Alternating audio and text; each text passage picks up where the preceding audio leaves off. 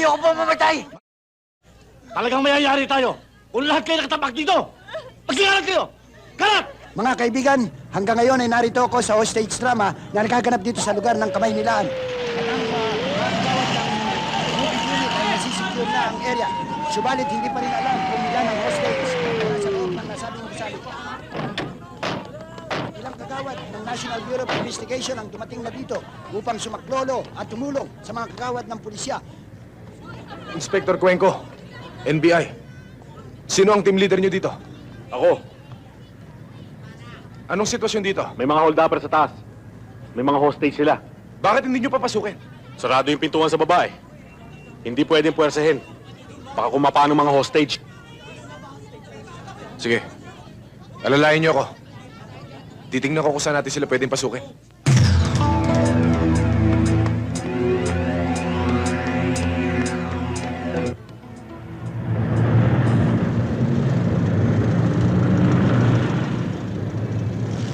Mamang pulis, kailangan ba lumiko pa kami dito? Mapapaliw kami sa pupuntahan namin eh.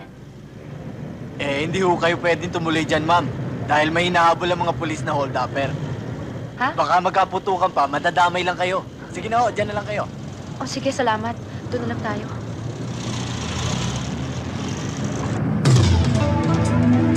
Mga kaibigan, nasa kabilang gusali na si Tiniente Cuenco. At mayroon siyang hinihingi. Lubid! May palagay ako mga kaibigan na lilipat sa kabilang gusali si Tiniente Cuenco.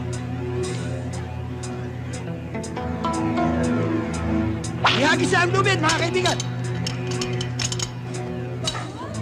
Cover me!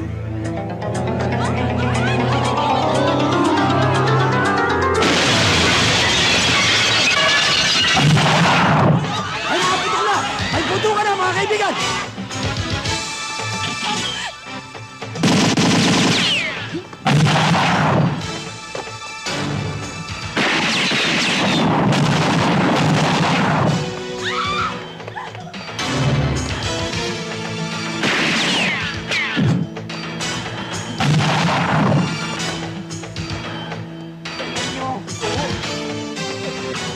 Pare, So, ano?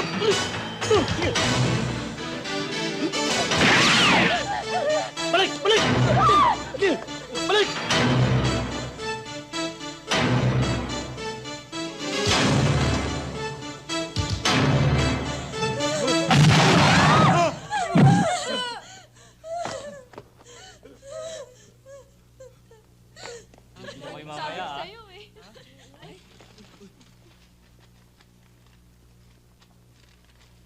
Good morning, ma'am.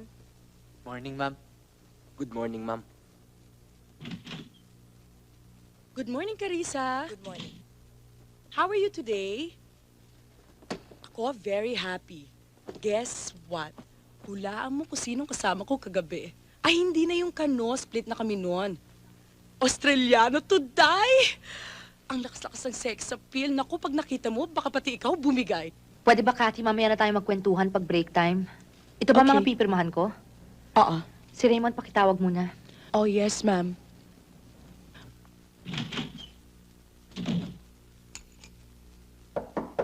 Come in.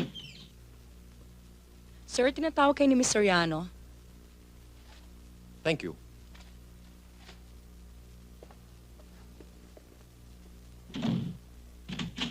Good morning, Carissa. Raymond, kumusta na yung mga importasyon natin? Dumating na. Pinoprocess na ang mga papeles. Hindi ba pwedeng mapabilis yung mga yun? Kaya nga gusto ko sanang pag-usapan natin eh. Kailangan magbigay tayo ng konting grease money para mapadali ang paglabas ng ating mga fax machines, computers, printers. Raymond, hindi tayo bago sa negosyong ito, ha? At dati na tayo naglalabas ng gamit na wala namang problemang ganito. Legal naman ang ginagawa natin, ha? Bakit ngayon? Kasi noon, ang mga ini-import natin ay kayang magtagal sa loob ng customs. Ngayon, hindi na. Ang mga buyer natin mismo ang siyang hindi makapag-antay.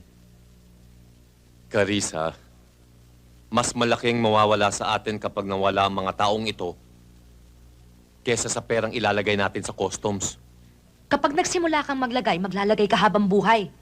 Lumalabas yan, kasosyo pa natin sila. I'm sorry, Raymond, pero marami pa tayong mahahanap na ibang buyers. Ayaw ko lang maging palabigasan ng kumpanyang ito.